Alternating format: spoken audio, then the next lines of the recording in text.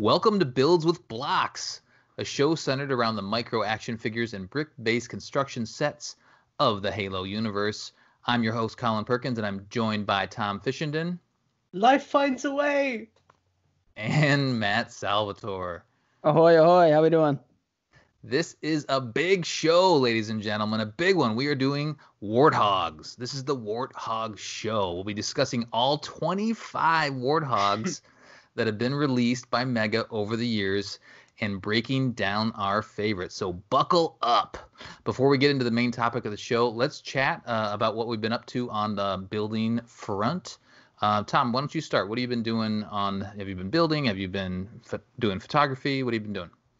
Yeah, so I've got two things. I have done some photography, as per normal. I've not really had as much time to do photography lately as I would like, mainly because obviously, as anyone who follows us on Twitter will know, I am more focused on Jurassic Park than anything else.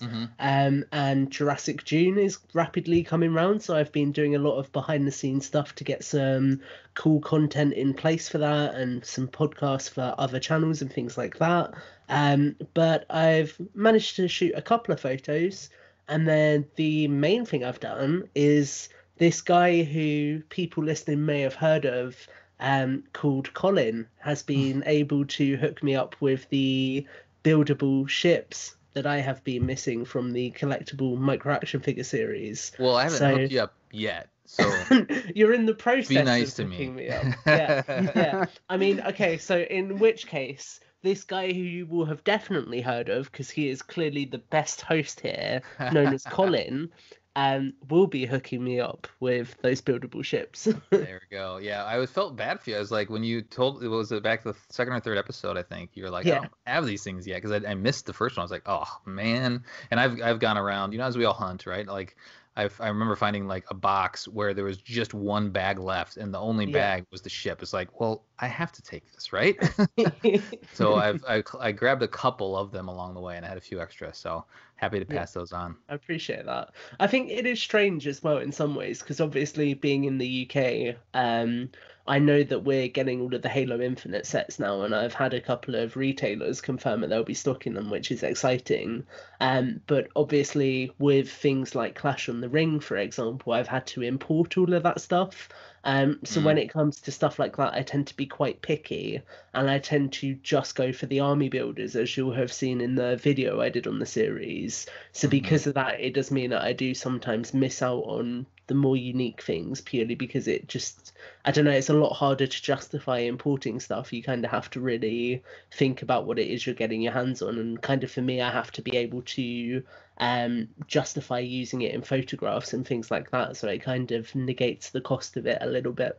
Yep, that makes sense. Well, cool, Matt. How about yourself? Ooh, not too much.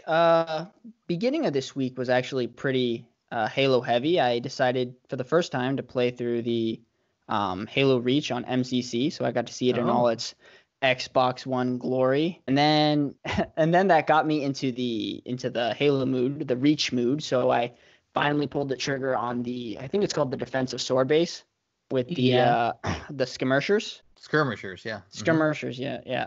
I think I might be saying that wrong, but I was actually really really impressed with how they did them, because the quality on them is pretty detailed, and I was really kind of liking it. I was okay with the Spartans, but the skirmishers. There you go. We're off to a great start, boys. I'm editing this all out in post. Yeah. The skirmishers. There you go. And then, so about halfway through the week, we got some awesome news for HBO Max, and so I kind of left the Halo and went over to the DC side of things. So I'm coming back to Halo right now, but yeah, release the Snyder Cut. Cool. Yeah. Oh yeah. There we go. All right. I will go quickly. So I did some building. I built my Forge Hog finally. I'll comment on that a little bit. The thing is, it's a beast. It's a massive beast. That's all I'll say about it right now. And I also got my hands on the UNSC RocketHog, which is one that we'll talk about briefly as well. So I built that. As a part of that purchase, I finally got my hands on a Prophet of Truth chair. I'm so excited. Yes. So I got the Shadow Convoy set. It's not complete, but I think it's close. I haven't built the Shadow itself, but all I really wanted was the chair. So now I finally have something for Prophet. So now I have two Prophets of Truth. I have the Halo Heroes one, and now I have this guy. And they're basically the same. So I'm super excited to add that to my collection. I'll be on the hunt for 2 more chairs eventually. Hopefully I can justify those purchases. But and there's some unique pieces in that build as well. So I have it, and it's on my shelf, and I'm super excited about that. I did a little hunting as well. I popped in here and there when I could. Found a few Clash in the Ring Marines and an extra Covenant ship for someone that I might know. So that was successful. I also pulled out my 20-1 Scorpion. I think we've talked about that a couple times on these shows, and I finally, it was buried in my closet that I organized recently, and I pulled it out, and now it's accessible. So now it's like a threat to being built now, which is good. Nice. So you've started a book like David does, where he's put the bookmark in the book. Exactly. Yeah. It's within reach now. It's in reach. Within reach, we might touch on reach later. There you go. Very nice. I did get and received. I think I mentioned in the last episode that I ordered Claptrap and Raphael from the Mega Construx Heroes line. So now I have them in my possession, and they're. I haven't opened them yet. I'm waiting to. I want to have my office is going to be where the current nursery is for baby number 3. So once he's ready to get out of there, I'll move an office in there and set up. So nice. Cool. Yeah. That sounds good. Hopefully that's not too far down the road. So yeah, I've been pretty busy doing stuff, and also prepping for this show. This thing is gonna be. I don't know. This could be a beefy show. We'll find out what happens. We had a good conversation with Sal, and that was a long way to cut that bad boy into two slices. So we'll see how this goes. There's 25 Warthogs. It's crazy. When we were making this list, we're like, oh yeah, there's maybe like 10 or 12, right? Yeah. And then Matt started compiling this list, and it was like, I got like 20, 21. And then I'm like, what about this one and this one? And then we had a couple other people check. So this thing has ballooned up to 25 total Warthogs. We're not going to cover each one in depth. We actually did a little vote between the 3 of us, the 3 hosts, and the majority wins unless you're the dual mode Warthog. Then all 3 of us want to look at it because it's that good. Yeah, exactly. So what we did is we did a vote, and whatever had the most vote, it's just 3 of us. So if you had 2 votes, then you're going to make it into our deep dive. So we'll go through everything that has a deep dive. We'll leave it a surprise for now. I think that'll be fun. So you'll find out as we discuss this, and we're going to talk about these in release order. So starting with the UNSC Warthog at the very beginning, all the way down to the Warthog run. Actually, so I guess spoilers, we're bookended by 2 highlights, right? So that'll be fun to highlight those 2. The other thing to note, I guess, is we'll try to be as technically accurate as possible, but there's a lot of nuances that are just very technical in the Halo universe with the Warthog. So we might get a couple of things wrong, so a little patience on that front. But a lot of our commentary will be about how it looks and how it was built, and we'll do some figures and accessories conversation. So it'll be fun to dive into our favorites as we go down the line. Anything you guys want to add before we start? Yeah, just to touch on the technical side. I mean, I can't even really pronounce a species within the Covenant, so buckle up. Yeah, right. I was just going to say thank you for all of the support that we've been getting with the other episodes as well. Yeah. Purely because we were discussing it before we started recording, but it's been really, really lovely seeing how many people are engaging with the show, are enjoying the show, are commenting and saying that they're fans of Mega Construx or Mega Bloks, and we actually get some really cool comments of people leaving their thoughts and their opinions. And I do want to shout out a lot of people who have taken the time out to come over from the Mega Construx forums as well. And so for anyone who doesn't know, on megaconstrux.com there is a forum and also a gallery. That gallery is where I put a lot of my toy photography, and I know that other people upload a lot of content there, and we've actually seen a really good number of people coming over from that place, that hub website to come and check things out here, which has been really, really awesome. So it's nice seeing a lot of names that I recognize from those forums and conversations over there as well. So thank you for your support, and hopefully we will continue to put out lots of really fun episodes that you can all enjoy. Absolutely. Nice. Yeah. I was just going to shout out Richard Martin with All Bricks Count. And he's a great resource out there. Go check his YouTube channel out. And he's got a Facebook group. He spends a lot of time building not only Mega. He does Star Wars. He does lots of pretty much anything brick based that he's interested in. He does stop motion. He does he does reviews and just thought videos and time lapse stuff. So go check out his channel. I've tapped into him for a little bit because he has a video out there that has all of the Warthogs. There might be one that he's missing. It's kind of a hidden one anyway, but we'll mention that. But he's a fantastic resource, and we really appreciate his support with this episode as well. Okay, I actually wanted to shout out iPhotani on Twitter. Dude's awesome over there. He's constantly bringing a whole truckload of positivity, always comments on our videos. Really nice individual out there. So shout out to you. Thank you so much for your support and your kind words and your awesome little videos that are actually really hilarious. Awesome. Cool. Well, let's dive into it then. Let's go way back. Over 10 years ago. Well, yeah, over 10 years ago, 2009.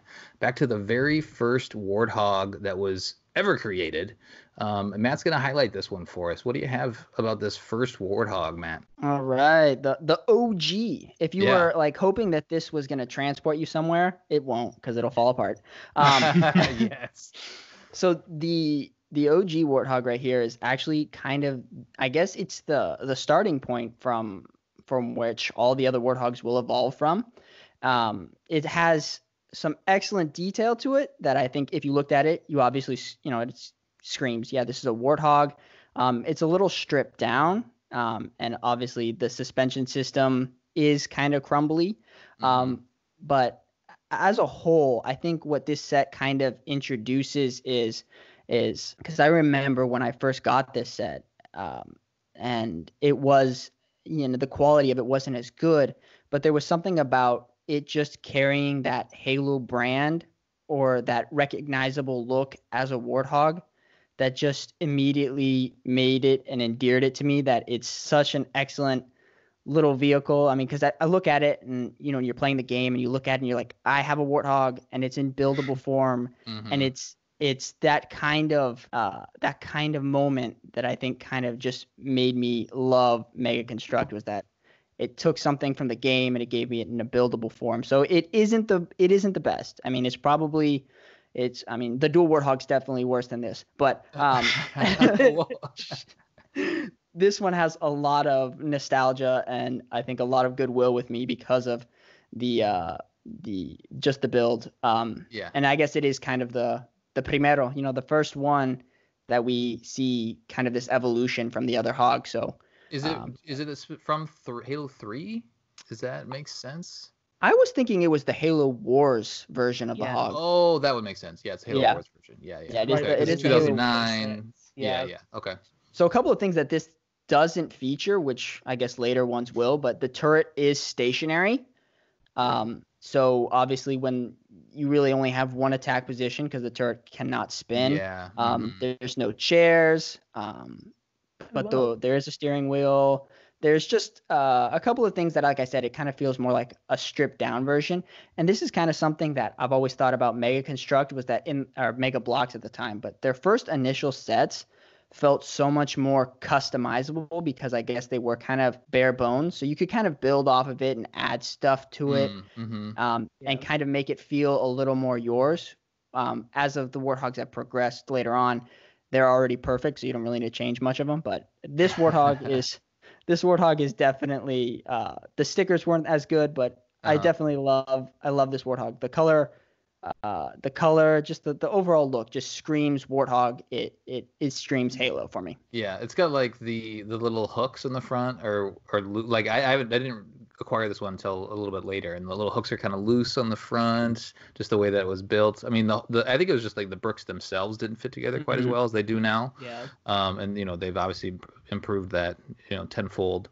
But there's little nuances to that, and then it also when you don't use this anymore, a lot of these hogs do, but the little removal pieces, like the yellow blocks, they definitely use that during the build. And then just it's funny to look back at their first take on the antenna, right? It's just that now like the antenna that we have now, it's like the antenna they've used forever once they figured it out. But that this is the first iteration on just that basic little antenna that they have on there. The stickers of the little fire hydrant on it, and just it's just kind of like, oh, this is so cute. Mm-hmm. Yeah, exactly. Any other comments on this thing, Tom? It came with a turret that was horrible too. Oh, a separate turret? With the Combat Elite. Yeah, it came with a Combat Elite. Oh, the Covenant turret. Yeah. Yeah, two Spartans, and the turret that it came with was no bueno. Do you remember what it cost? Sorry, it was $15.99 for me. That's 15? Not bad. That's not bad at all. That was one of the main reasons why I bought it, because I mean when this came out I was super young, so I didn't have a whole lot of spending money. So I mean I was able to kind of pick this up and the B2 turret, so I was like walking on air or on a Halo. It's quite easy to forget how good these sets were and continue to be when you compare them to rivals like Lego. I mean, there is just no comparison on the price per piece. Oh, for sure, rating. I was going to ask you, did this set have the headlights that have been in most of the sets, where they're like the printed mirror pieces almost? Well, not mirror pieces, but they've kind of got that shiny color. Or was this before they started doing that bit that goes on top of the roll bar area? Before, so this does have headlights, but they're stickers, and they went on the, I guess, right where the Colin was talking about, those little hook pieces near the tires. They go right behind those. Cool. Okay. Yeah. Cool. Oh, okay, yeah. So I'm looking on Mattel, and it looks like MSRP was $19.99 for this thing. Really? So you probably got it on a little bit of a discount for whatever reason. Okay. I was thinking about when I got it. Yeah, you're probably right. And then 173 total pieces go into this. So that includes the hog itself and then also the turret. And I think they count the individual pieces of the figures, right, in that piece count? Fairly sure they do, yeah. Yeah. So. Should, yeah. All right. Cool. Should we move on? Yeah, sure. Oh, yeah. All right. So that was the 2009, the first iteration of the Warthog. And then in 2010, they came out with 3 different hogs. And we're not going to feature any of them, but we'll list them all off. So we have the UNSC GaussHog versus Covenant Locust, which was, I mean, I've been trying to get a hold of this set, and I haven't sought it out too hard. It's mainly because of the Locust. I love the Locust, but since then I have gotten my hands on one of them, and I have realized that the build of the Locust just isn't that great. Like it looks cool, but it's not very sturdy. Which one did you get? Did you get the later Target one, or did you get the first one? The one I got, and it was in a random lot, so it wasn't in great condition, but it was the red versus blue one. Yeah, cool. That's the one I've got. Cool. Yeah. So, but the hog itself, I guess, are there any comments on the hog? It's built similarly, I believe, as the original. It's got some. Yeah, they are very similar in design, except for the gun. Yeah, I was gonna say I'm sure that this one has got a slightly boxier design for the flatbed at the back as well. Like, I really should have pulled a picture up ahead of time, but I am sure that I remember wanting this because the back of it looked a little bit more armored. So it would be cool to see if they potentially revisited this and did it as kind of like, I don't know, in a similar spirit to Aerial Ambush. I think that this is one of the sets that could really, really work well as a remake, because I think it's still quite unique. It changed the hooks. So the hooks that we talked about last time, I think it's the only set that has that. These are the hooks now that we still have today on the front of this build. Suspension is about the same. It's just that back, the back of the hog is very different than anything that we've seen. It has a little light on it as well, and that's a little bit unique as well. Well, isn't it the only GaussHog that's actually in the Halo 2, Halo 3 style? The rest follow the Halo 4, and I've always preferred the Halo 2 GaussHog design over the newer ones. The gun itself, you mean? Yeah, for the gun itself, yeah. Yeah. And Tom's right. The back is broader. I remember you could actually kind of sit a Marine or a Spartan on the side of it. So if you wanted the guy on the gun, it still left room to put like a fourth person, a fourth figure on, so you could kind of have 4 guys on your hog. Yeah. Very cool. All right, so let's move on. Also in 2010 was the UNSC RocketHog, and this is the white one. And this is the one that Brickman117 said was his first one, right? Yeah. Yeah, so he this is the one that he bought and then just kind of sat on the shelf for a while until he decided to build it. And I wonder if some of that was because it was white, it wasn't the green, the UNSC green that we're so used to, you know, perhaps.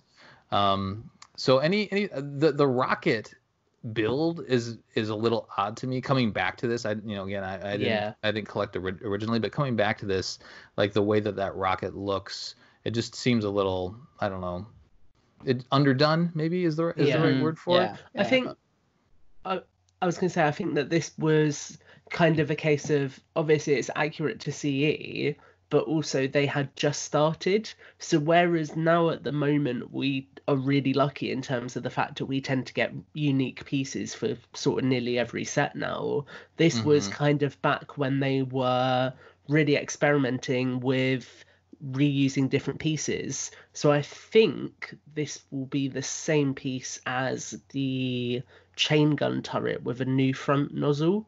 It looks very, very similar. Sure.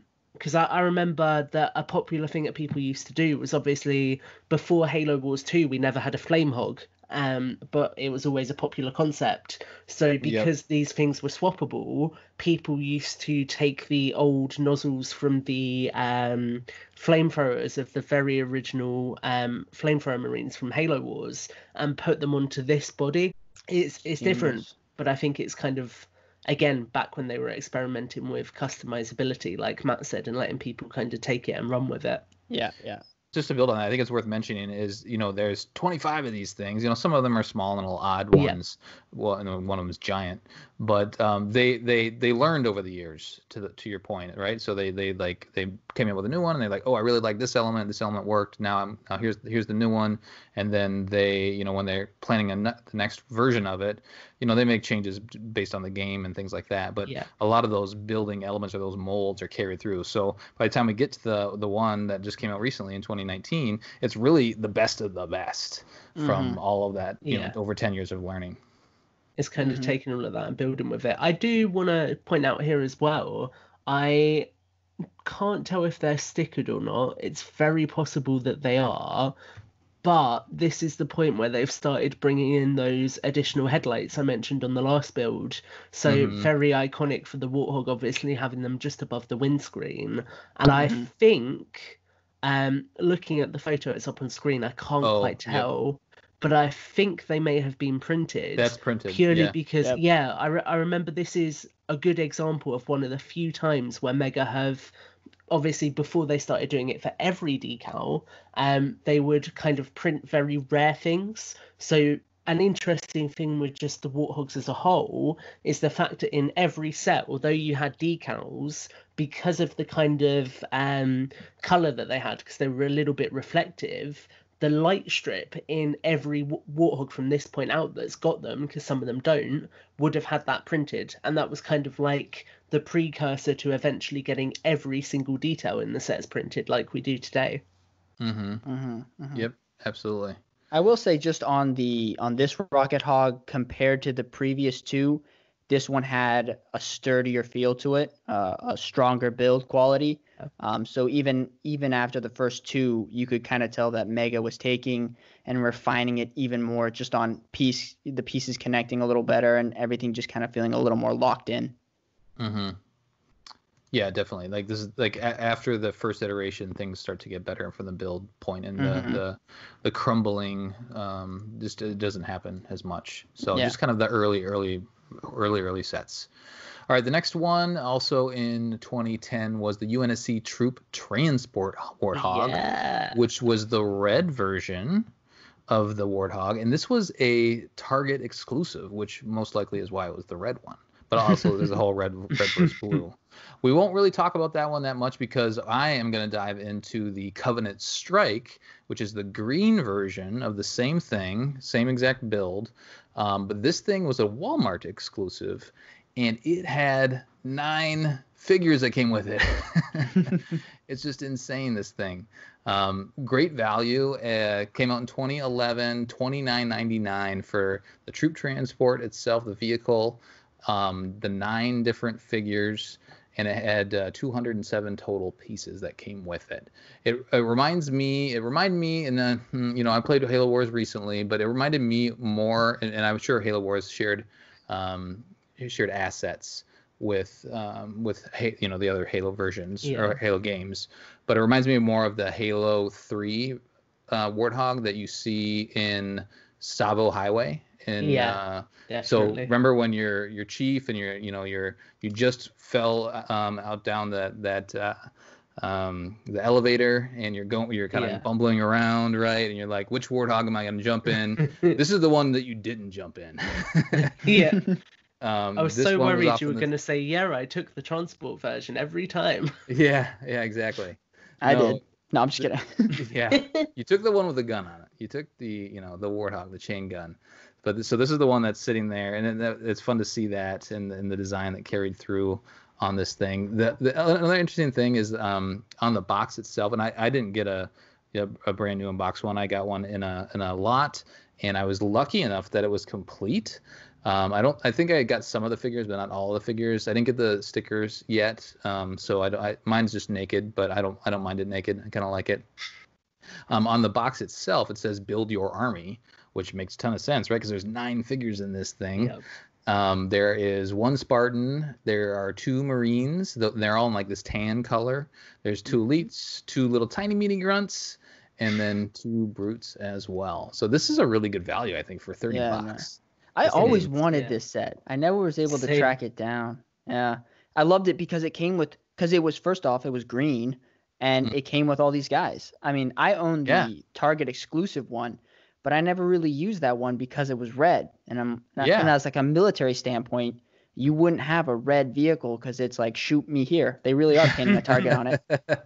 Exactly. I mean, if it's red, it's explosive, right? Yeah, it's one of those Warthogs that you just like drive into something. Right. Yeah. That, or if you're just like doing it on like a lava world, you can be totally fine. The build itself, I think it's pretty similar to what we've seen so far. A couple enhancements along the way here and there, and then it obviously has on the back section of the Warthog, it has where you can put your troops in. The only thing that I thought they could have added is maybe some stud. Like, I like how it's smooth in the back, but maybe a couple studs where you could just stick somebody's foot into it, or I guess I'm forgetting how they're portrayed in game, if they're sitting in this back area or if they should be standing. The middle bar that crosses it, you can hook a hand onto, but it gets a little crowded when you put more than 2 figures in the back. Yep, you're absolutely right. So in the game, there's actually seats in it. There's like the seats in the middle on either side, and then you have figures that sit kind of like on the back bit facing outwards as well. So it would be cool because I mean they've reused this sculpt 3 times total now. So it would be interesting to see if maybe this type of hog appears in Infinite, or if it appears again in the future, if we maybe get a new sculpt for it. Because I mean, all of the cage and everything could stay the same because it's really good and it's pretty spot on. But you could just change the bit that goes on the middle floor segment. Yeah, that's interesting.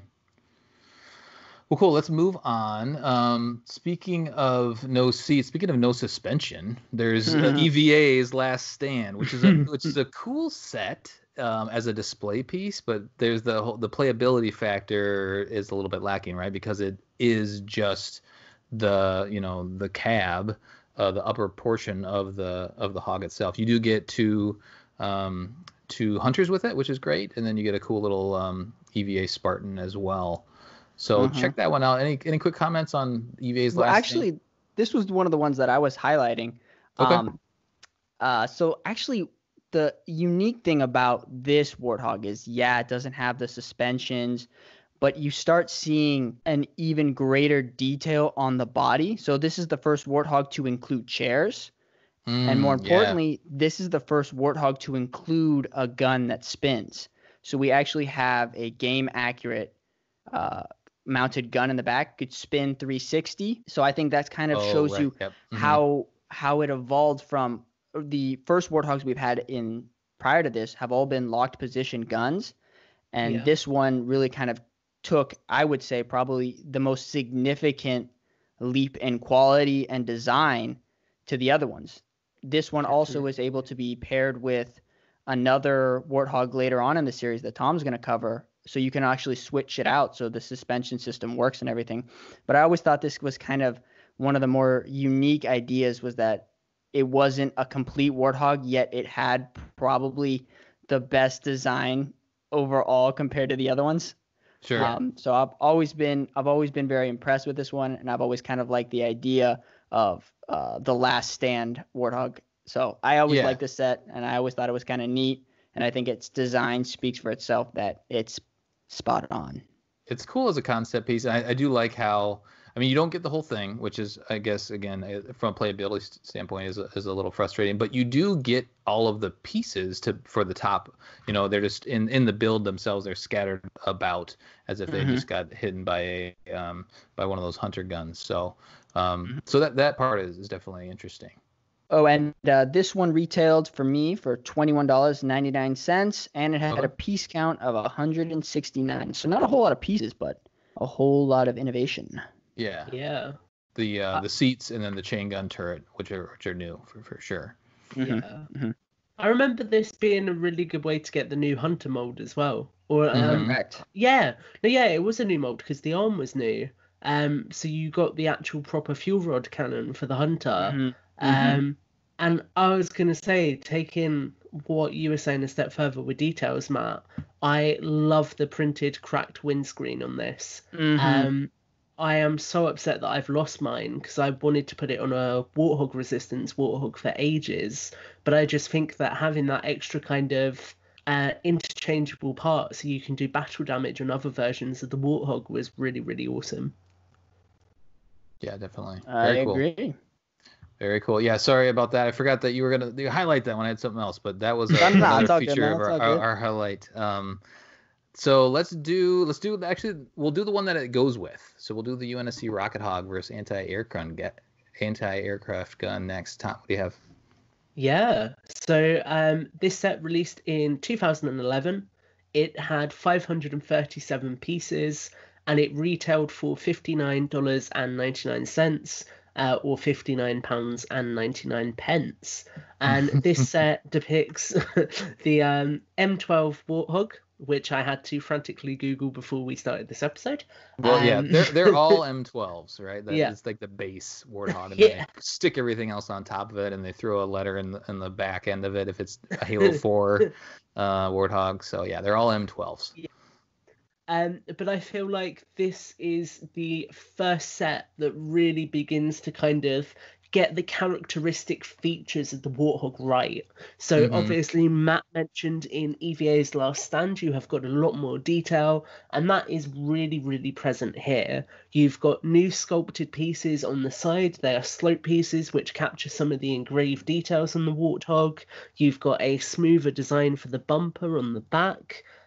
You have obviously got all of the lights and everything now because they've made those innovations, and you have got it in this really nice new dark green color that they did for the sets which came out alongside Halo Reach, which is arguably my favorite color scheme that we've seen on UNSC vehicles, because it felt very authentic and very military. But obviously the big takeaway here is this is the RocketHog, so it featured a brand new mold, completely brand new, for the rocket turret on the back, which attaches to the same kind of pivot piece that the normal turret attaches to. So what that means is this is interchangeable with any Warthog from this point. So I was really lucky in terms of the fact that I was able to get two of this set when I was younger. So I actually have the rocket pod from this on my second Warthog Resistance Warthog, which looks really cool. That's cool. So I have to send you photos of that at some point. It's really cool being able to swap that out and being able to get these unique parts. Now, this is one of the first big sets that I've really got, so I have a lot of love for it. I could talk about it a lot more, but obviously I don't want to eat too much time up on this set. But one thing I would say is this is a really good example of Mega getting creative with the actual format of a mission in a Halo game. So this set, apart from the figures being different and a brute being included in it, perfectly depicts a sequence from Tip of the Spear in Halo Reach, where you use the RocketHog as Noble 6 with Cat to go and take out these Tyrant turrets and begin the assault on the Covenant canopy. So I think that having a set that so perfectly encapsulates one of the best missions in Halo, in my opinion, is really, really awesome. And it's a testament to how Mega can really authentically create things from the game when they put their mind to it and kind of follow a narrative format with their sets as well. I was going to say one thing we saw introduced this year as well, which came in the Phantom as well, is Covenant weapon crates. And they came in this set as the Phantom and some of the other sets in this year's waves. And those are awesome. Those little weapon crates, they are awesome. The only thing I would say that would make this set better, and I love what you were talking about, that it was styled towards an actual mission, would been to have included characters that actually looked like Noble Team, you know, instead of just generic. I think it was I'm forgetting what Spartan they gave you. Hazop. Yeah, exactly. And I was always wishing that they had just kind of done a more, because I know in the Falcon you have like a cat kind of style Spartan. Yeah. But I was hoping that they kind of leaned more into that. And I always love where Mega's gone, where they've customized the universe. Back then it was very bland, and the characters that you love were kind of generic in the sets. And now, now we have Johnson and everything like that. So I think having it geared toward a level and having it with the characters in that level is peak awesome. And I want to touch back on that in another Warthog. I got a question for you guys. Cool. Did we mention the color for the EVA stand? Because is that the tan, or is that's more the champagne color, right? Yeah. Okay. Yeah. Same color as the Mammoth. Yep. And then the Brute Prowler. Yeah. Right. Yep. And so now we have a couple different versions, couple different colors of the Warthog that we've received as collectors and just enthusiasts of Halo. Now we have this beast, this big Halo Anniversary Edition UNSC Warthog. This thing is huge. Do either of you have this, by the way? No. I did. You did? I had. Oh no. I had. Well, okay. So a friend ended up giving me just a tub of a collection of his stuff, and the Warthog pieces were all there. The majority of the build was there. The gun was not, but I had it back when I was younger, so it never really survived. So it just kind of gotten piece by piece, has been taken apart and used to customize other stuff. You've parted it out. Oh man. Yep. I know. It could look pretty rad though, like if it's in pieces, like it just crashed or something like that. I like it's a destroyed Warthog. Yeah. But it's very good. I tracked this thing down right when I started collecting because I thought it was so special, and it is. It's a very cool build. It looks great, and definitely recommended to go grab this thing if you haven't already. It's it's got the seats that you build. It's a different scale. It's much bigger, something that you can put on a shelf and appreciate. The one little nuance I think many people have talked about, maybe even Sal brought up in the last episode, is it would be cool to have a figure that would be the size to fit in the driver's seat. Well, I wonder if the old Metalons figures that they did way back in the day are in scale with this thing. I don't think they are. You're talking about the ones, the magnetic ones? Yeah, where you could clip on and off the armor. I'm pretty sure they're too big, but feel free to comment and let us know if you know differently. But definitely worth checking out and owning if you're gonna try to collect all these. Grab that. The other little one we want to mention is the Metal Series Warthog. It's just we're gonna mention it. We'll show it to you here. It's a little tiny thing. It's a cool little run that they did, a little idea that Mega had at the time. Much smaller than the regular builds, and clearly much smaller than the big one that we just talked about. So if you're interested, those are out there on eBay. You can still find those at a pretty decent price. The next one we want to talk about, so that was 2011 also. This last one is the last one of 2011. And my count, in 2011, they released 6 different versions of the Warthog. It's crazy. Busy year. I think it was also lead up to Halo 4, so maybe, it's kind of peak Halo time. But the Halo CE UNSC Warthog. This thing is beautiful, and it was an exclusive to PAX, my understanding. So I don't have all the history. Do you guys know the history of, like, you had to show up to be able to get the right to buy it? Is that what it was? You could only buy it at the event, and it came out. I think it was alongside the foil bags that we've mentioned. So the Jackal, the Marine, the Spartan, and the, I want to say, Elite. Fun fact with this one, this was the only way up until, I want to say, Series 5, where you could get a Halo 3 Arbiter. Yeah, interesting. Although it's technically not the Halo 3 Arbiter, but it's the closest you could get to it. Yeah, that's interesting, right? Because it's titled Halo CE, but the Arbiter isn't in CE. The Warthog itself, I think this Warthog was in CE, like multiplayer, perhaps. Yeah, it's on the PC version of it. Okay, so that's in the darker color. And this one, and I don't own this one, but when I asked our friend Richard Martin with Albrecht's Count, this is his favorite. So, and he kind of cited the simplistic design and the fact that the figures are great, and it is a little more rare. But he thought that this is, and he's built them all. So this is his favorite Warthog package. Nice. All right, let's move on to 2012, the next year. And this is the release year of Halo 4. And in the release year of Halo 4, we got the Warthog Resistance, which I think is everyone's favorite. Yeah. Right? Yeah. It's the chef kiss of Warthogs. This thing is gorgeous. I love the enhanced design, the what do they call them, like the bars that they added to it.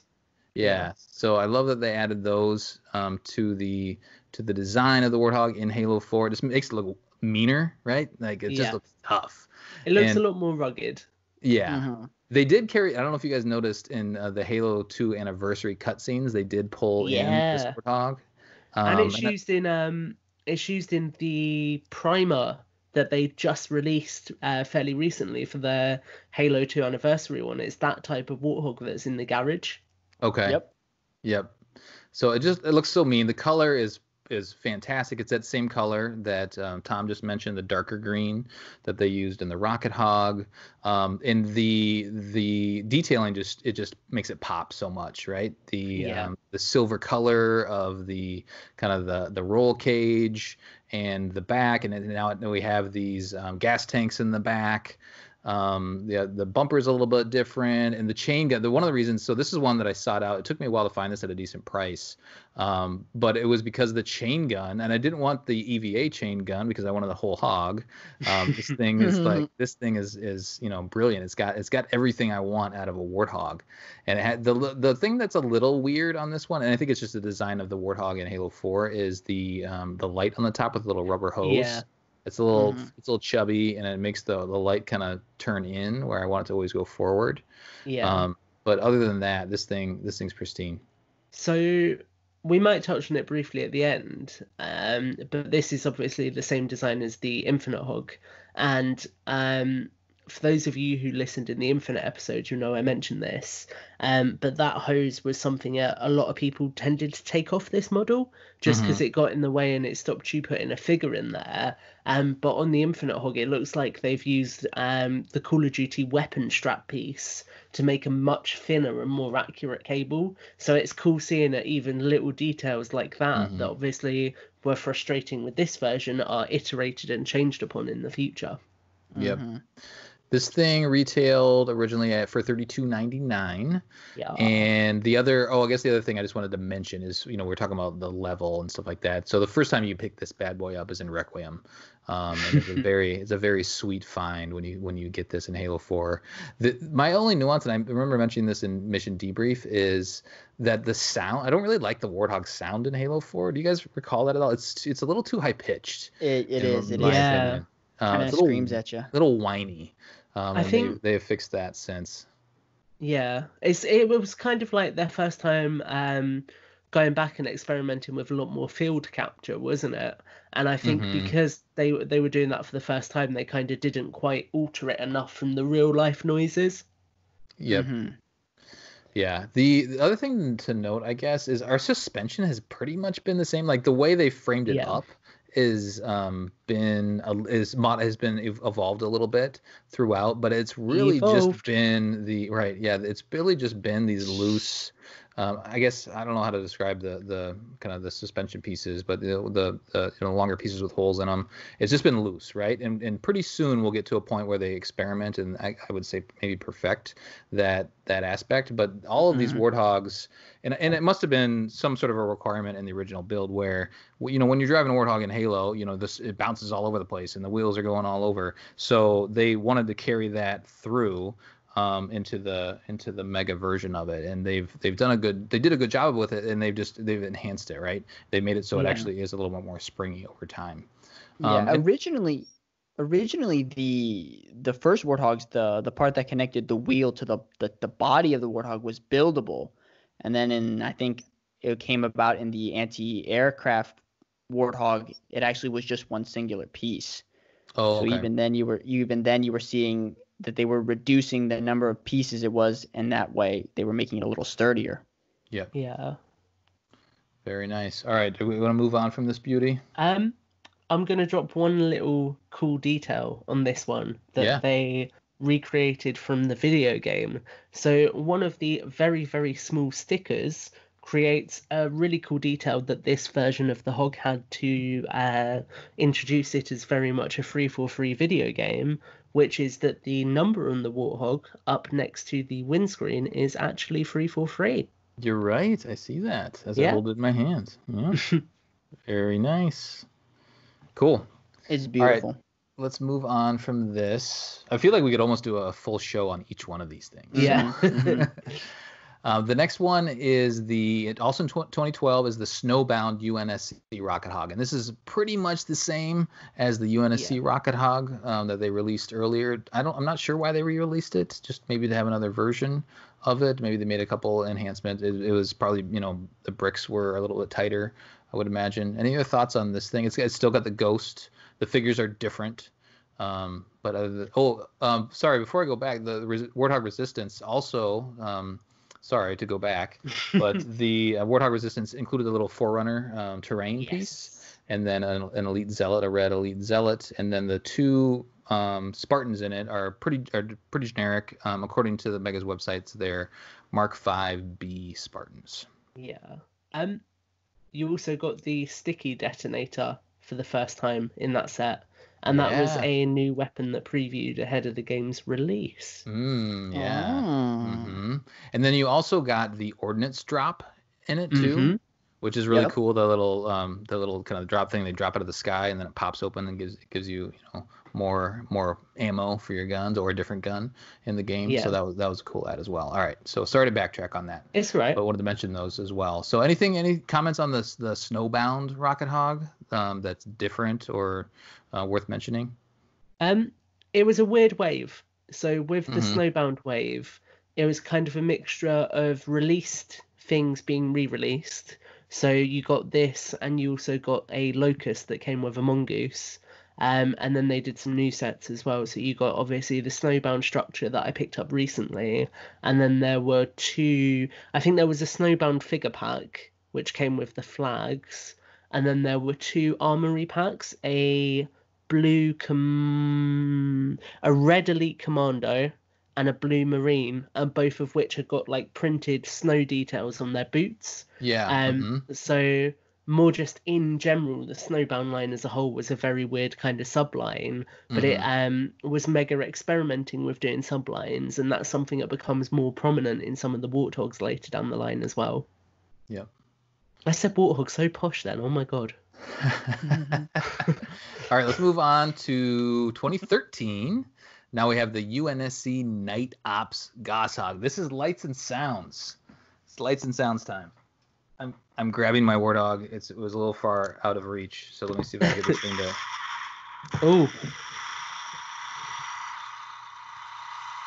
Oh my god, I'm sure that sounded great on the show. But this thing has 5 different sounds that comes with it. And they're all supposed to be in-game sounds. So just something to note. So I have a start in. It starts its engine. It's also the one that you just heard. I think was just driving along. There's a Gauss cannon fire, and then there's 2 that are like crashing sounds that I can't quite place. I think maybe this thing runs into something and breaks. But it has multiple sounds, which I think is fun. And then I really like the look of this too. I like the tan color that they used in this thing. The build is pretty similar, almost exactly the same as the Resistance Warthog. But it's got this giant Gauss cannon on the back. This thing is huge. It's actually almost too big because the figure, you can't really put it on there very well. It looks a little weird. So they did their best with this thing, but it's huge. In terms of the build itself, yeah, like I said, it's pretty similar to the Resistance Warthog, which we all really like. It's got the bars on it as well. The first time you see this thing, the Gauss cannon itself in universe in game is on the Reclaimer mission for Halo 4. So definitely check that out. This thing retailed for $32.99, and it has 239 pieces. As mentioned, it has 2 Spartans in it as well, and then we get our first Promethean Knight as a Knight Lancer, which is pretty cool. That's right. If you're into the Halo 4 enemies and the Prometheans, you get one in this bad boy. It doesn't come with a Watcher. No, but yeah. I think that this. I'm trying to remember, but I think that the year before.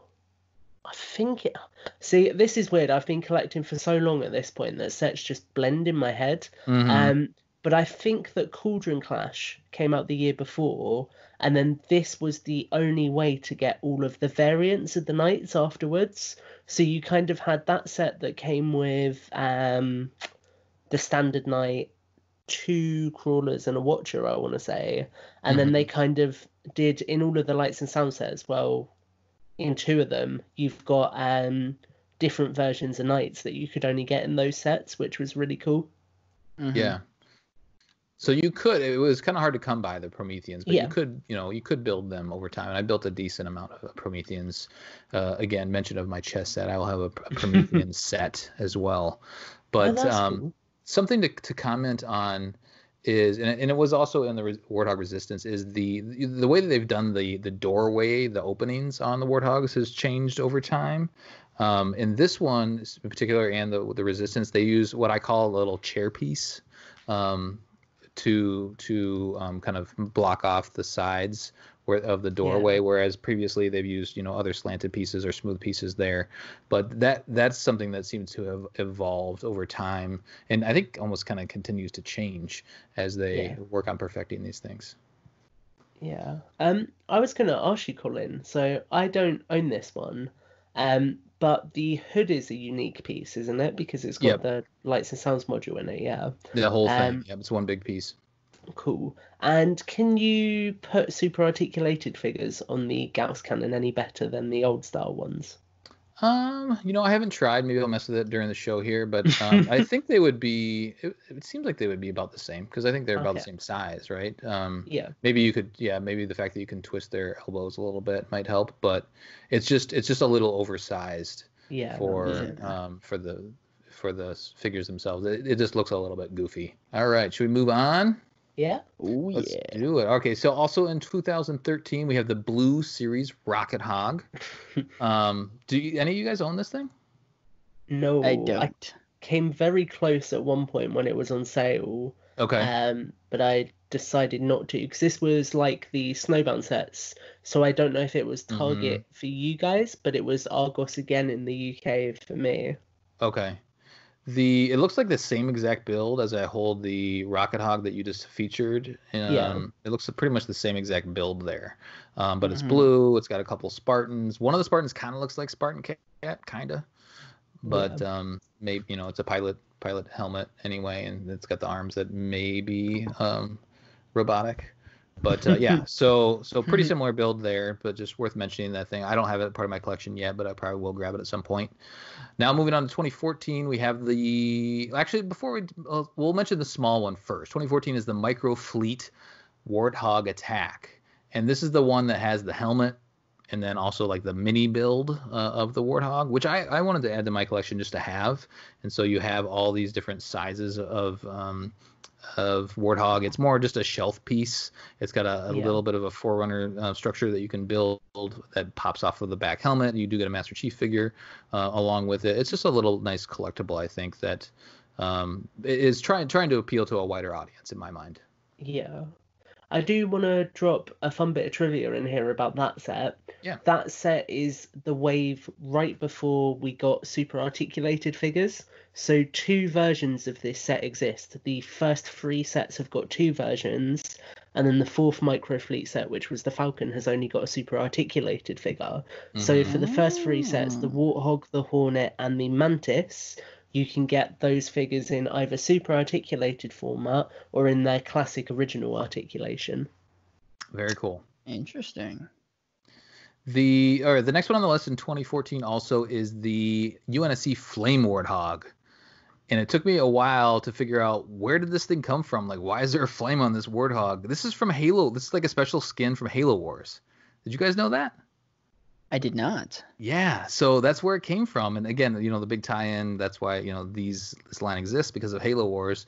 But it wasn't until I played Halo Wars recently for Mission Debrief that I realized that it had a skin, this random flame skin for the Warthog, and that's where this I guess the design, the style comes from. And these That's things, so cool. Yeah, these things aren't stickers, are they? They're built into they're like prints on the blocks. I believe they are. I don't have mine in front of me, but I believe the blocks have the printed flames on them. You get 2 figures, get a red and a yellow. It's got the nice chain gun build. You know, it's our Halo 4 version of this thing, but with this flame skin on the front of it. It's actually kind of neat. It's a really nice build. It contrasts really nicely, because obviously the roll bars are black here and not silver, when compared to Warthog Resistance, which is nice. I think that some of the flame bits are stickers, like the bit on the side where you kind of add it yourself. But then you're right that all of the front hood bits were printed pieces, Colin. Mm-hmm. And this is kind of where they started playing with prints. Yes. So obviously this is the wave that has got the Elephant and a lot of the NMPD sets in it, which were all still stickered. But then by the next year, we got to the point where they were beginning to phase printed pieces in. I think it was the next year, or it might have been the one after. Yep. Yeah, this whole transition, and some of this has to do with the timeline of like Mattel purchasing Mega, right? There's all that stuff going on right around here, 2014, 2015. Yeah. Kind of that buy, and then some of the transition of the super articulated figures, printed pieces. All that stuff is happening in this era here. So I'm fairly confident. Oh, go on, Matt. No, go ahead, Tom. I was going to say, I'm fairly confident that at this point, or if not just after they introduce the super articulated, we are all now Mattel from this point, purely because I remember one of the events I used to help with, we used to have Mega Bloks come along to it, and then I can remember, I think it was around this time when they brought the prototypes of the NMPD sets along, that it suddenly transitioned to Mattel coming along instead of Mega Bloks. Very cool.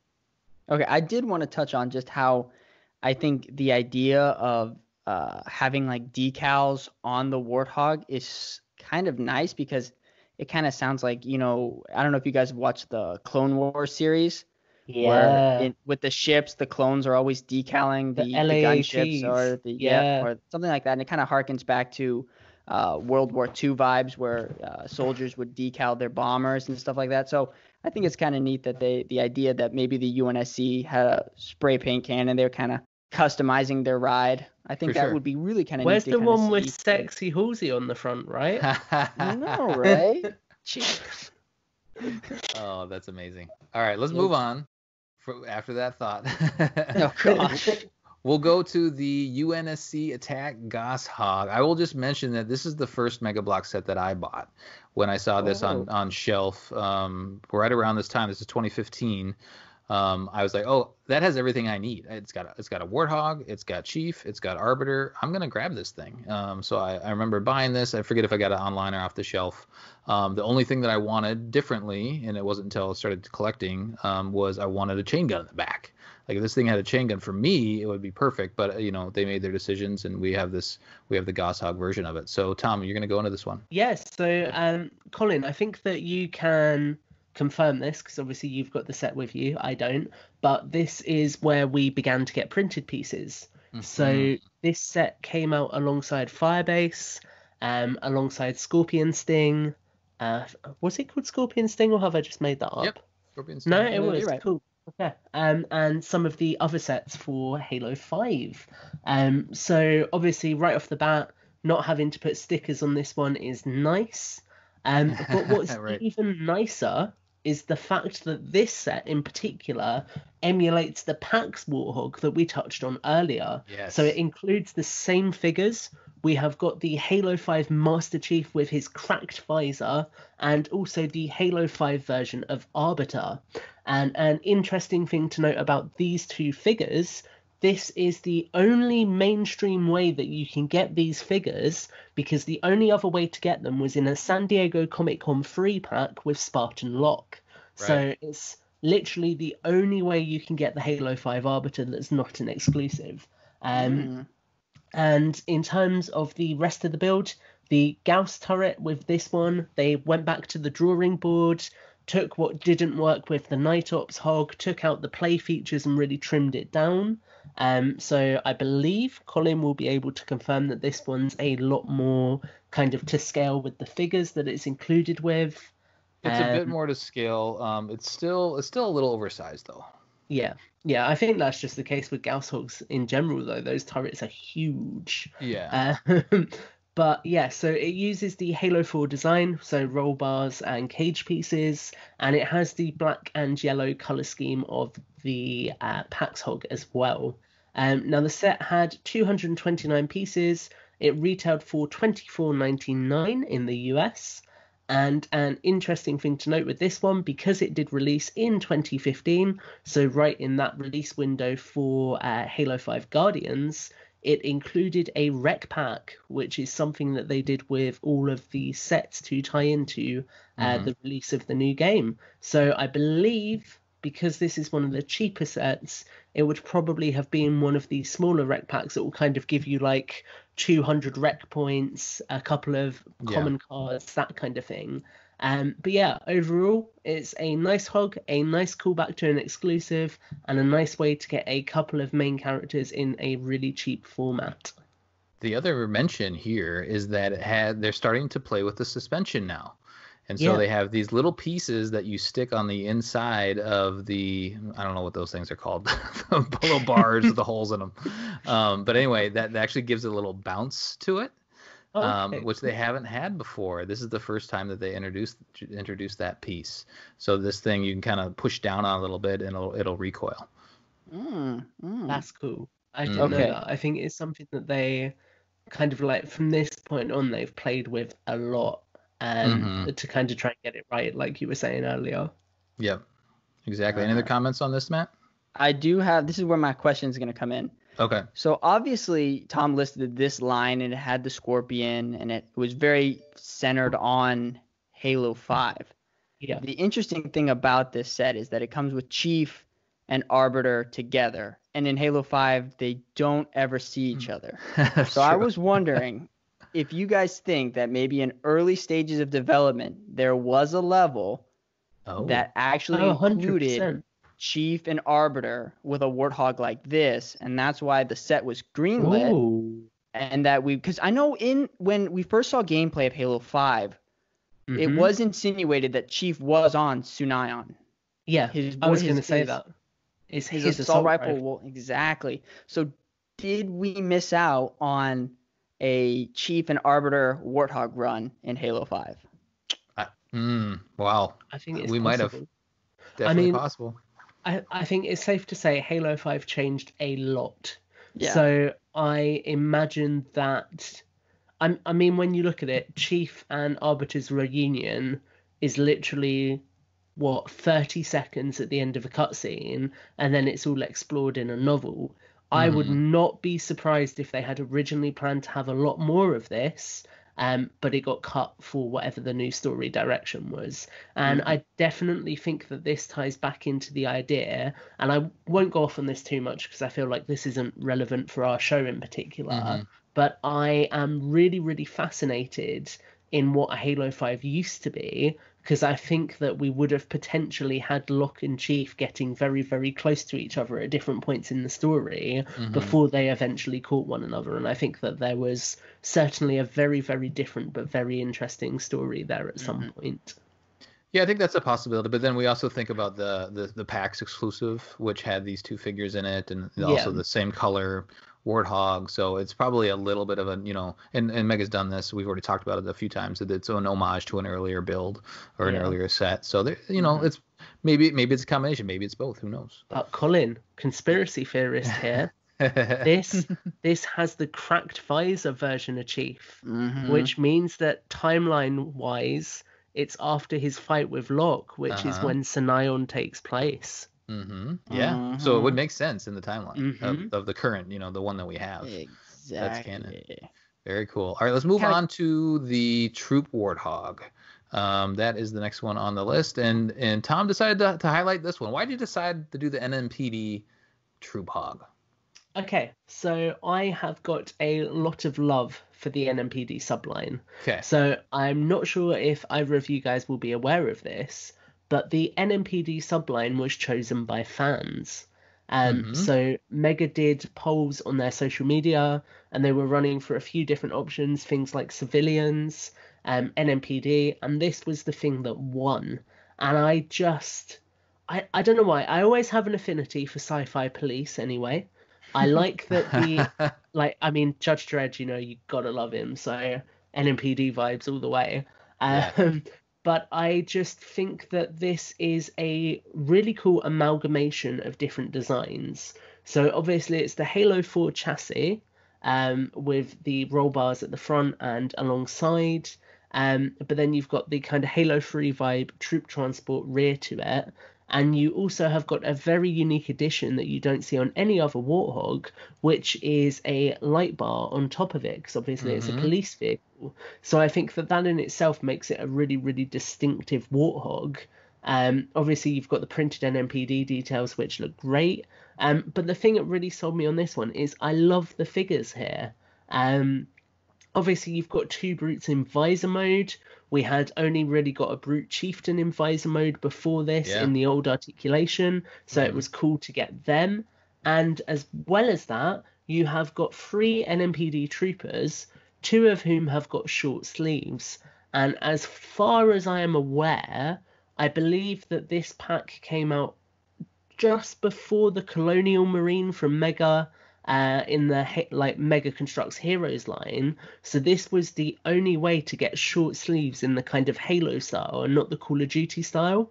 And I just think in a construction format, and in construction sets, it's always really, really cool when you get something unique that you can swap out with other characters. So I can imagine this being a lot of fun for toy photographers and for stop motion artists.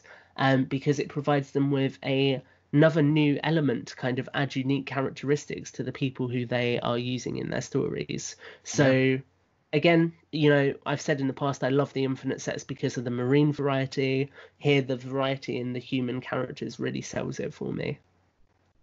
And I'm trying to remember back to my ODST days. I don't think this exists in game. I don't believe. It's just like the little police cars that they got right, but I don't remember seeing this thing in my last playthrough. So the Hornet doesn't exist either. Yeah, that's right. So they came up with the NMPD line, which is cool because these things maybe existed in universe, just not in the game that we played, right, in ODST. But I'm a fan of the line too. I think it's pretty cool. Yeah, and I mean, Man, obviously, it was just really dark. You couldn't see them. Right. Yeah. Yeah.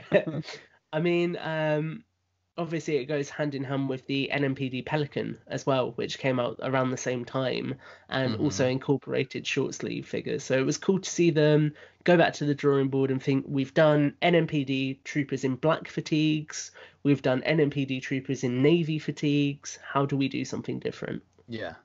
Well, and really, a lot of these next Warthogs that we're going to list off are just variants of the base Warthog. Which, I guess falls in line with, the game Halo 5 came out in 2015. And, there's probably a little bit of a scramble for shelf space with, the classics, like the one I just mentioned. That was the reason I bought the attack GaussHog, is because, the color wasn't right, but it was like an in-universe type, situation, right? But post-launch, they're coming out with new things, new innovations and whatnot. Which in one of them the next year, this is the only one that's listed for 2016, is the dual mode Warthog. And this thing, so this is one of the favorites of Richard Martin, our friend of the show from Albrecht's Count. I think he mentioned that this is the first one that he bought, the first Warthog that got him into collecting. I think having collected for a while and then coming to this, the suspension just threw me off. Like, it's so unique, but it doesn't bounce at all, right? Like, I want some of that it made it feel weird right away when building that. It's like, wait a minute, what? The wheels aren't going to go up in this thing. I think the fact that it has like the heavy armor, like it looks tough and you can do a couple different things with it. The figures and the decals are cool, but it felt off to me mainly because of the suspension. Any thoughts on this thing, guys? Tom? Yeah, so I can remember So 2016 is around the time I took a hiatus from collecting, and I can remember being excited for this set, but I also remember being very, very upset with the build for the Gauss turret in this, because when you look at it, it's not on par with the builds that they did for previous Gauss turrets. I mean, whether it's overscaled or not, you look at the build in the one that we looked at earlier with Arbiter in Chief, and it's just so much more detailed. It's got the rotating chamber, and this just really felt like a step down in detail. And I can remember looking at this set and thinking, I really like the concept behind it with having an up-armored Warthog, but the way that they've added the armor to this one just didn't really gel well with the design to me. It looked a little bit clunky. It looked like it would be really, really awkward to use as an actual vehicle. And I can remember one of the only redeeming factors I liked was in the rocket conversion, you have got the side bits on the doors. And I don't own the set, so I don't know, but I remember just thinking it would be so cool if they could fold down and a figure could like climb up into it like a ladder. So that is scraping the barrel, but that just shows you how much this set didn't really hit the mark for me personally compared to the other Warthogs we've looked at. It's got a bunch of cool features. The winch works in this thing. It's got a working winch. Yeah. And we only see that one other time here in a little bit. We'll talk about that. But any other thoughts on this thing, Matt, before we move on? I don't own this set, so I can't really comment on the build quality. The design for me just never grabbed me, and I guess not owning it is kind of the proof in that. I was just never really impressed with it. It looked kind of cobbled together, not on a design level, but not on a structural level, but on a design level. It just didn't sing Warthog to me. No. Yeah. I do. One nice thing with it though, looking at it now, that I think would be quite cool, is you could definitely use this as a base to make a Warthog to go alongside the covert ops vehicles that we got, which I think could look really cool. Like if you took the fundamental concepts of this hog and then put a chain gun turret or something on the back of it and tidied up some of the extensions on the body of this, I think this would look right at home with the covert ops subline. Okay, I can see that. couple little nice touches on it are the is it a wasp on the, or is it a bumblebee Yeah. decal that they have on the hog itself, and then also on the shoulders for the Spartans themselves, which is cool. So little nice touches. And so again, so this is some people are big fans of this. It's further down the list for me. I think that the figures here were done because it coincided with the release of a fire team with the same name. I might be making that up, but I know there was a point where there was a fire team that came out with a name, and then a set, whether it was this set or one of the other ones, then had a figure that you could use with that fire team with the logo printed on the shoulder, like you said. Okay, gotcha. Yeah, that might be the case. It's not ringing a bell for me right now, but that might be the case. They do. This is the era that they're coming out with a bunch of fire teams too. Yeah. So yeah, that would make sense. All right, let's move on to. I'm going to mention this one, and this is in 2017 they came out with a UNSC Builder's Forge, and within that set you could build a micro Warthog. I have the Builder's Forge myself. I haven't opened it and played with it yet, and I haven't built the Warthog itself. It looks like a cool little Warthog that you can build. It's different than the other Warthog the micro Warthog that we mentioned before, because that one this build has a chain gun build in it versus the RocketHog version of it. But so it's there. It's a little bit buried, but you can find that set out there and enjoy another little micro Warthog. The next one on the list is 2017. The Capture the Flag CTF Arctic Warthog, and now this one is a couple different things on this. This one has I really like this one, but it's got the working winch as well, similar to what we just saw in the dual mode. And then this one is the first one, and as I've been slowly building Warthogs, preparing for this show, this is the first one that uses the rubber hose as the suspension underneath. And that was when I was building, it's like, what is this all about? I haven't experienced this yet. But pretty much the next a couple of the future Warthogs use that same suspension type. And I like it now after thinking about it and experiencing it. When I built it right away, I was like, whoa, this is weird. Like, I'm not so sure about this. What do you guys think about, or I guess Matt, what do you think about the suspension on this Warthog? I like it. This is the first time we've actually seen a more wider suspension on it, right? Yeah. So it's got a wider stance too. This thing is this thing is ready to tackle. The wheels stick out a little more, so it gives it. Mm-hmm. So if I have the later a different Warthog, but same kind of design, is it has a nice little bounce to it. Mm-hmm. So if you just kind of want to drive it around, it kind of has that Warthog bounce to it. So the suspension system works great. I think it really shows how far they've evolved. I'm a little worried that. Evolve. I'm a little worried the little tube is going to break down over time, just with that rubber material. Okay, but other than that, it's cool. It looks mean, like the detailing on it is cool. The chain gun's great. I like the capture the flag aspect of it.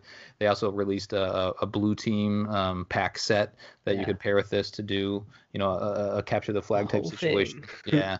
That's a little flag itself that comes with it, and some, an armor crate. So it's a cool little package. I recommend picking it up. I kind of wish they came out with one like this that was green, but hey, spoiler, we get one soon. So. I absolutely adore the printed details on this one. Yeah. I think that this is absolutely a masterclass in how printed details really make a model pop, because obviously you've got all of the lining around the hood, you've got the black details right next to the access way into the vehicle, you've got the snow speckling on the windscreen, and then you've also got loads of detail on the tires. And I can't remember if it's happened again since, but I'm fairly confident that this is the only time that they've printed on the tire piece, which is actually quite a rubbery material. Yeah. So it was really cool seeing them going all out with this and making this a real collector's piece. Yep, definitely. Mm-hmm. All right, let's move on to actually I'm going to mention okay, I'll mention this one first. The Forge Hog. So now we're in 2018. The Forge Hog versus Banished Goliath. This thing, I just built it, is a beast. This thing is huge. It's like the biggest Warthog you can buy outside of the anniversary collection one. It's got a wide stance. It's long. Well, it's longer because it's got more detailing. It's just beefier, this thing. Mm-hmm. And it's got the and it's a Halo Wars 2 tie-in with Sergeant Forge as being one of the leaders, even though he's dead in universe. But you know what? We stop killing off our Halo characters. He survived just like George. Oh right, yeah, I forgot about that. So it's a good recreation of the in-game version of this Warthog. It's mean looking, that's for sure. And if you don't, I mean, I can see how people maybe wouldn't like the way that it looks. But it's a rolling little tank thing. Like this thing is a beast. It's got a cool little drone that you can put in the top, and it's got a clear piece to make it look like it's floating above that. So yeah, I would say it's worth the buy, just to have, if nothing else, just to have the customizable pieces that you get from it. But it's a pretty cool set. It also uses the same rubber hose suspension underneath it as well. Anything to comment on before we move on? I absolutely love all of the armor on it. I know that I believe there was concept art for a hog like this a very, very long time ago. It possibly might have been something that Marcus did when he was doing the concept art for Combat Evolved. And it's always been something I love, because I mean, when you look at the Warthog, it is an LRV, which is a light reconnaissance vehicle. So obviously it's kind of like a Dune FAV of today that the Marines and Raiders and whatnot use. So it's not designed to be heavily armored, but I think it does make sense that you have a version with more protection. So I always thought that was really cool. But I'm interested, Colin. So obviously you've got the folding doors. Yeah. How hard is it to put a figure inside because of that?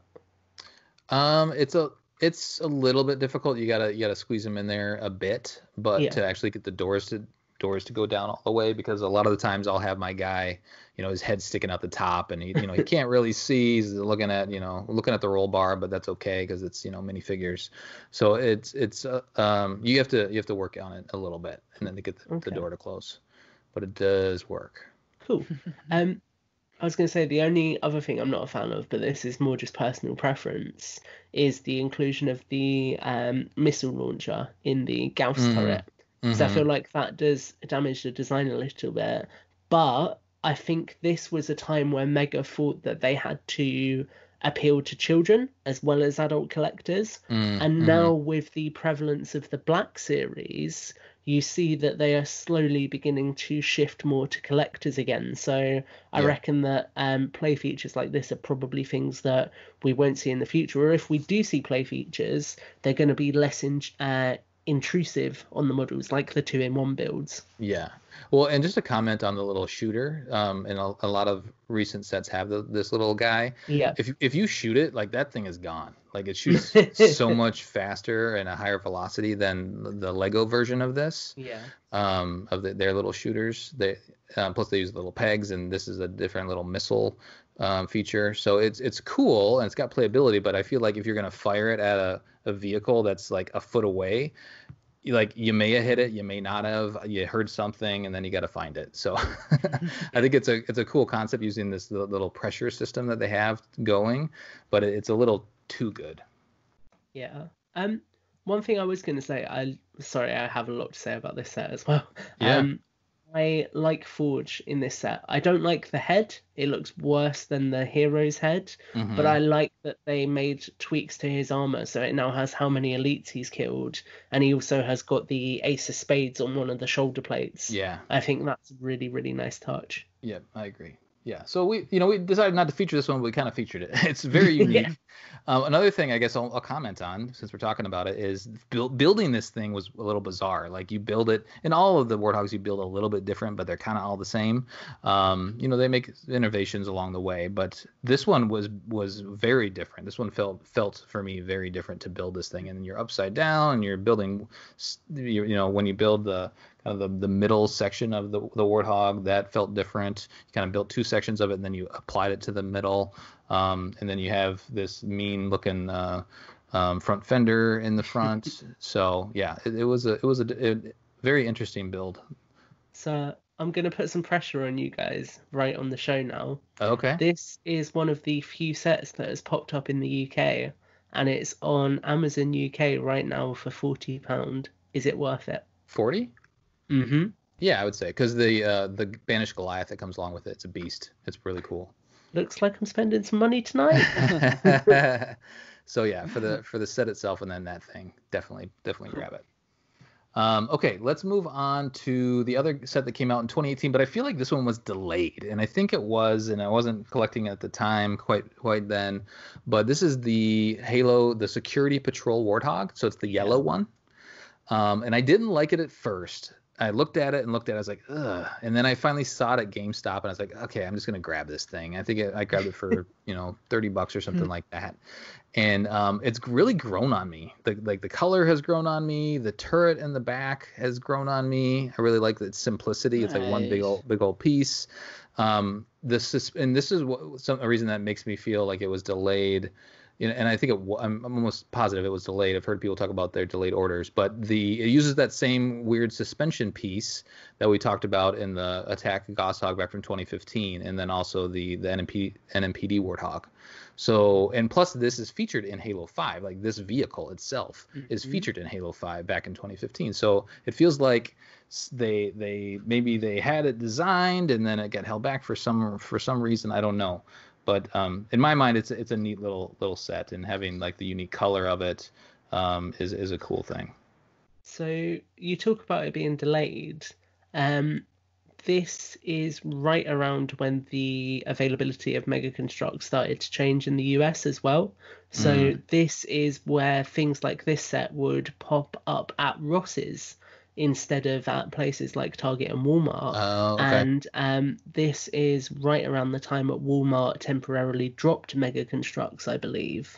Because I remember when I came out to Pittsburgh, it's about when this set should have been on shelves, and hopefully this will ring a bell to you guys, but the only thing that actually ended up popping up on shelves, apart from the smaller products, set-wise, was Kinsano's Cyclops. And that was about it. And that was meant to have the same release window as this, but obviously that got a much wider release. One cool thing that this one does as well is the Halo 5 turret, which is only seen in this and I believe the only troop pack. The turret? Yeah, the sculpt that shoots. Oh, and a troop pack. Gotcha. Yeah. Okay.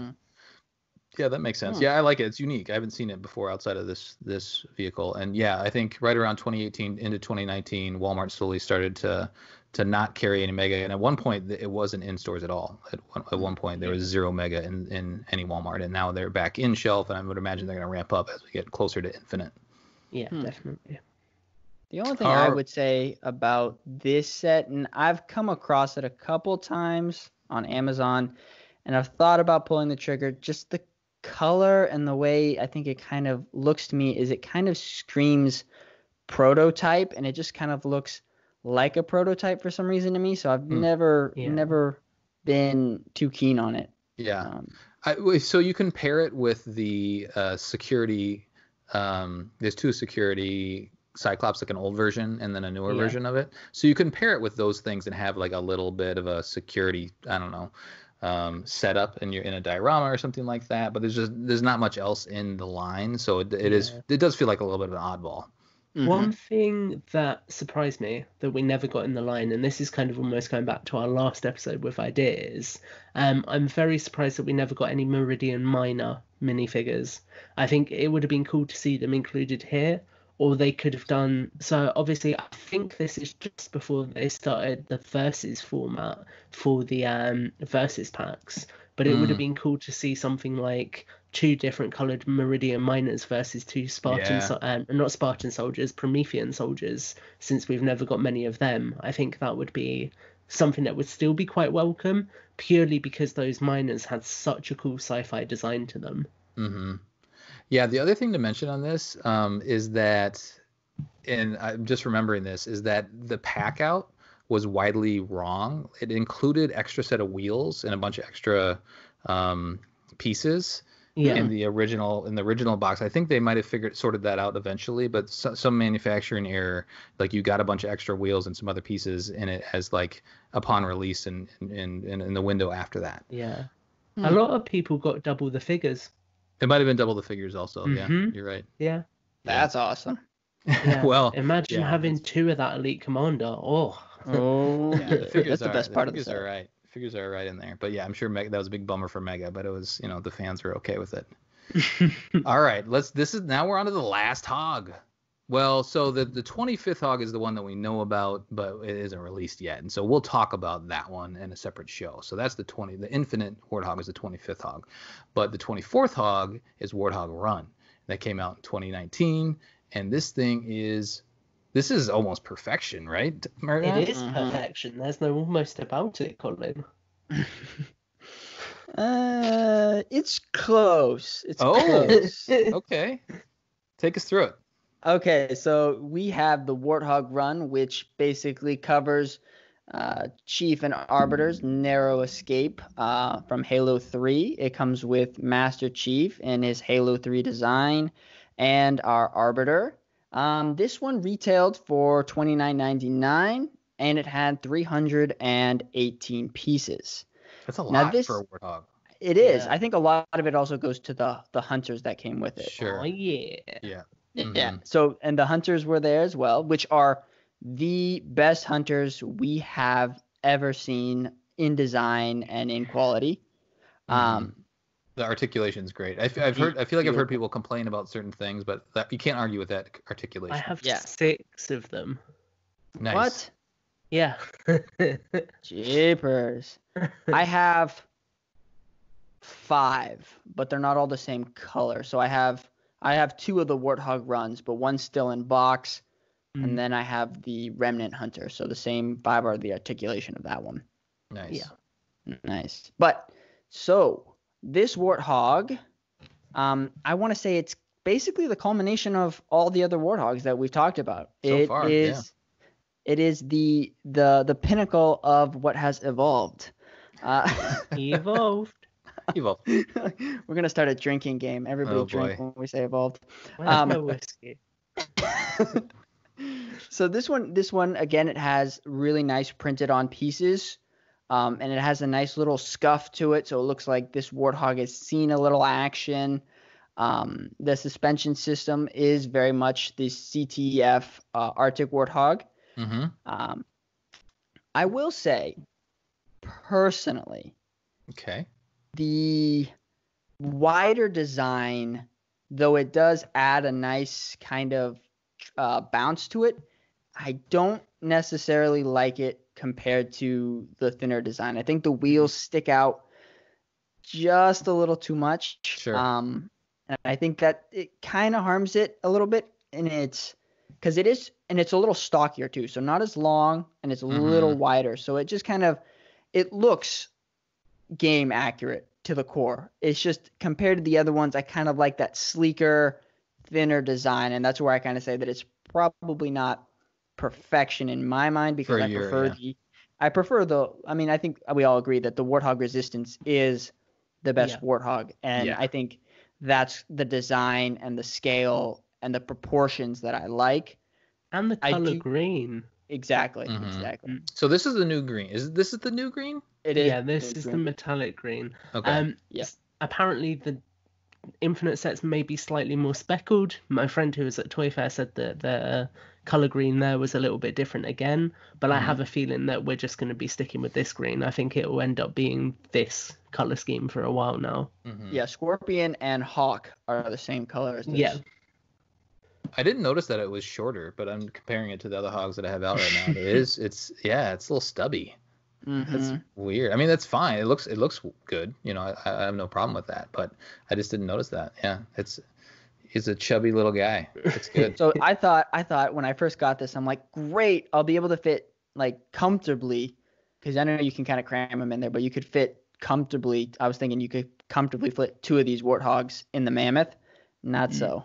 Oh, they're just a little too wide. Because they're wide, yeah. Yeah. I don't know. I go back and forth on the wideness, because I feel like while the old ones look quite like nice and streamlined, when you look at the hog in Halo 3 in particular, which this is based off of, it does look a little bit chunky.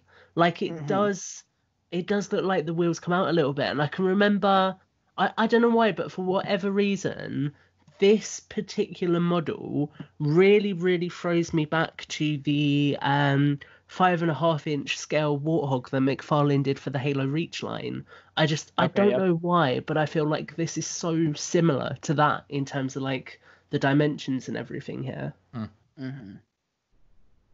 I love the the chain gun itself. It really hasn't changed since that Warthog No. Resistance. It's the same model, but like the ammo, what do you call it, with all the bullets in it? Bullet belt. Yeah, the belt. I like that how that pops. Yeah. In it. The coloration. I like this new green. I'm into it, and I'm excited just to get more vehicles that have the same green, because I think it could be something that I'd like to see that people do mocks with with this new color. Yeah. But and the build I thought it's a really good build. Building this thing, I was like, oh yeah, they're doing some cool things with this. And again, it's probably the same that we've seen, but just little nuances to the build I thought have been improved. And there's little detailing underneath, like you can see the actual, like where the shocks would be, the springs underneath. They've added some detailing over time that are just little touches. Does this thing have an engine too? I forget. I didn't pop mine open. No, I don't think so. I don't think so. Okay. It must be a different one. Different. It does have some nice little control pieces in the cab itself. Yes. I don't know. Mm-hmm. I don't know if we've seen that in other Warthogs. I'm cautiously trying to pick some up. Yeah, the Warthog does. I know because I've seen a review of that. They came in at some point because they never used to. I know that the Reach RocketHog didn't have them. Yeah. I don't think Warthog Resistance has them inside. I just picked up the Night Gauss, and that one does, but I want to say that's a sticker. Yeah, because they did stickered ones for a little bit, and then they started printing them. It was one of the few things that they'd never really done, so that's something that you'll notice, that the interiors of the hogs start to get more detailed. So I'm actually... Talk amongst yourselves for a second, guys. I'm going to go and grab something. Oh, okay. I actually wanted to touch upon something that we didn't cover with the Night Ops GaussHog, is that it has a nice little piece in the center console that allows for the Pelican to carry this Warthog. Oh, okay. Because the Pelican for the Halo 4 gunship Pelican has this little piece that comes down with it's a little clamp, and so all you have to do for the GaussHog is take off the the crossbar piece, and then it's able to pick it up and hold it. Same thing with the Mantis. The first Mantis that came out also had a similar piece so that the Pelican could hold it, even though a Pelican dropping off a Mantis. Yeah, the Pelican dropping off a Mantis is ridiculous. The Forge Hog is meant to work with that Frost Raven, where it can pick that thing up too. We didn't mention that, but yeah, lots of little cool playability things. So I think it is the Forge Hog, and Colin, you can perhaps confirm this, or it might be another one I've seen, but they've been slowly adding more and more detail to the hogs, and there's one of them that inside the canopy area, it's got a little screen piece on the passenger side, like hanging down. Yes. Yeah. Let's see here. The one of them that I built recently had that. Which one was it? I think it was the Arctic one. Yeah, the Forge Hog doesn't have it. I've got the Halo 3 one because I thought it was this one, Warthog one, but it's not this one. But I just remember seeing that and being really impressed. It's the Arctic one, the capture the flag one. Yep. Cool. Yeah, I think that in itself really shows how much Mega have progressed. The fact that they've gone from having no console pieces to now having custom printed pieces, and also a little piece in the Warthog Run one that represents the handbrake for the hog. Really just shows how much they've really iterated and grown in terms of levels of detail. And I think that's the hogs are a really good way of showing this, that as they've kind of settled into the franchise and have begun to develop more customized pieces, things have got really, really unique details that you really don't see with anything else. Like, I mean, even Lego, if they did something like this, it would be all stickers. They wouldn't go to this level of commitment with it. Yep, totally agree. Awesome. Any other thought? Like this has been a pretty good dive. We've gone for a while. We've covered lots of hogs. Any other last comments, Matt, before we close the show? I just have to say, looking at the beginning model and looking at the end model that we have right now, it's a testament to Mega Construct and their design quality. It's a testament to how hard these guys have put in. It's a testament to the fans that have continued to buy all these different variations of Warthogs and really kind of just showed how far these Warthogs have Mhm. Evolved. Evolve. Evolved. When I think, and I think I Last mentioned time, this guys, I in one of promise. my one of my shows. No, I got one too. Remember?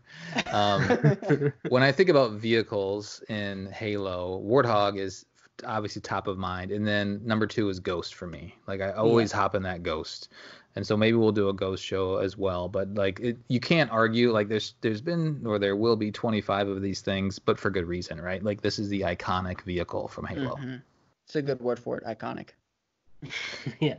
All right, I think that'll do it. That'll do it for our show. Thanks for joining us. Thanks for joining Builds with Blocks. We covered a lot. Love to hear your comments, your thoughts. Please send us your or post comments in the video or send us an email, whatever you have. Love to hear from you. Anything you guys want to mention before we close the show? No, just like we said at the top of the show, thank you for all of the support. I think we are all having a blast doing this, and it's been really nice for us because we kind of all just, I mean, the three of us just kind of fell into a chat together and we're like, oh, we all kind of want to do this thing. Obviously, Colin, you already had the connection with Podcast Evolved. Yeah. And I was waiting to see if either of you were going to do it then. Then I've we used just up kind all my of turns. we just fell into it from that, but it's been really, really fun recording this, making 2 awesome new friends who are really into the hobby as well. And man. yeah, I'm just excited to keep going with this. So thank you to everyone who is here at the end, sticking with us as always, listening into our episodes. Definitely. I will say thank you to all the fans, and also huge shout out to the OGs at Podcast Evolve for letting us do this show. It really is such an amazing thing to do, talk about with 2 collectors that love this stuff as much as I do. So thank you guys so much. It's been a blast. It's being a blast. Hopefully we can keep going. Yeah. Awesome. And we love that you're with us and love that you're viewing on YouTube or listening to us in your favorite podcast. If you want to go beyond that, you definitely can. You can support us on Podcast Evolved on Patreon. Until next time, evolved. Evolved. Evolved.